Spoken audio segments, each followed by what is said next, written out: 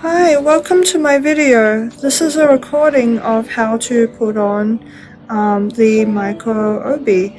And so the first step is to be fully dressed in kimono, and you'll see that I have carefully padded out my midsection so that my sides are straight.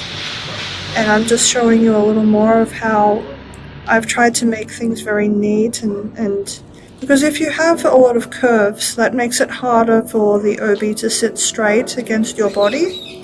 And you can see I've also tried to put the back of my collar very low down my back, and that is because that is how Maiko typically will wear their obi. They also, their collars, and also I'm trying to make my collars look quite wide in my underwear without, showing too much. Again, the Maiko style is very specific, so they will tend to have wide collars. So the first step for putting the obi on itself is that you want to get the part that goes around your midsection. This very wide part. I've made it to sort of emulate the look of having the obiage at the top and everything else, so it's all on in one step. So you wrap it around yourself and fold it over at the back, just over the top of itself, wrapping it around you. And then you want to grab the strings and pull them so that it's very well wrapped around you. And I'm going to turn around so you can see see how it's all wrapped around me, and I'm just pulling it as tight as I can using these strings. You can adjust and turn it if you don't like where everything's sitting. And just keep pulling with the strings. You want it really, really flush to your body as much as you can do, because that's going to provide a lot of strength for everything else that has to happen. We tie the string in the front, and we want to just tie it in a bow. We don't want to tie it in two of the same simple knot, because that will be hard to undo later.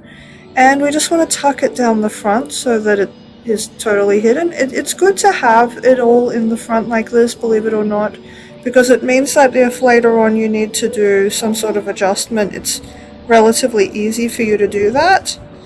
Otherwise, it might be very difficult. So, as you can see, we've got a fairly neat look so far. I added an extra layer of fabric into that section so that it would be a bit more straight. And now you can see that I'm taking out the knot that goes into the back.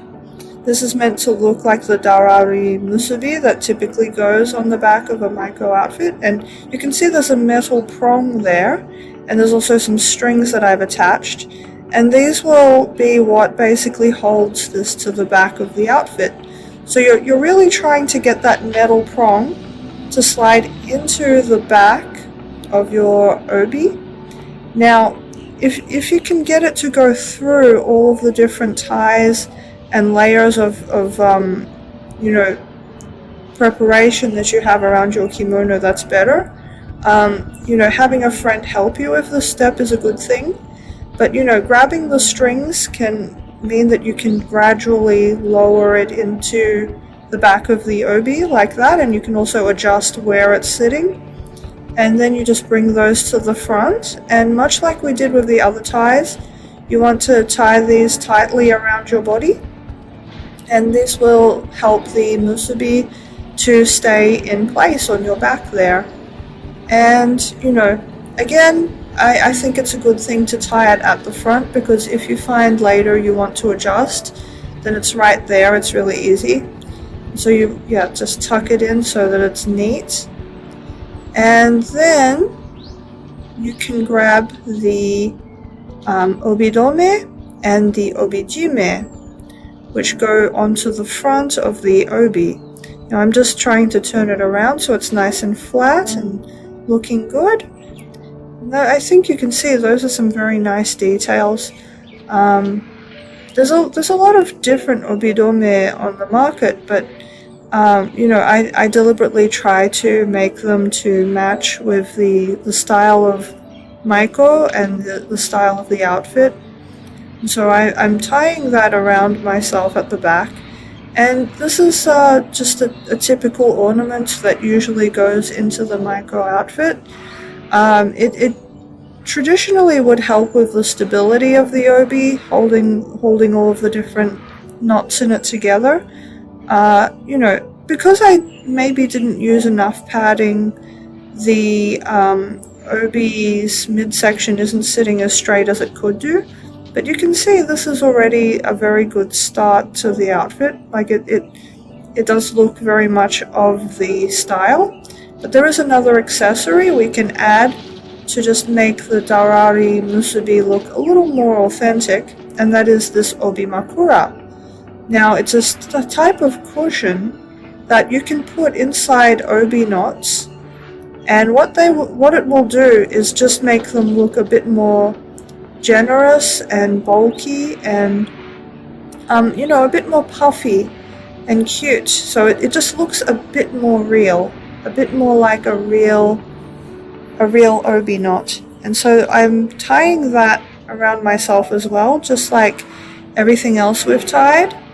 And that's, you know, you can see it's just adding a bit more, you know, puffiness. And that's, you know, again, very typical of the Maiko style, because it's meant to be very dramatic and very cute and very, you know, really emphasizing the beauty of youth and the beauty of, you know, I guess the cuteness of the Maiko geisha, because that is one of the initial phases of becoming geisha, is to be a Maiko. And, you know, so they really want to play up the cuteness. And I think that this obi sort of closely emulates their look. It's not, obviously not a perfect replication, but I think you can tell in photos this is very similar to what they wear. Oh, one trick I can recommend is that if your collar has slipped up a bit while you were putting the outfit together, you can reach up inside the skirt and sometimes adjust from the inside just to pull the collar back down, and that will hopefully make the outfit look a little more authentic. Ideally, the back of the collar would meet with the top of your obi, but that can be hard to achieve without the help of friends. So you may want to get some friends to help you with that.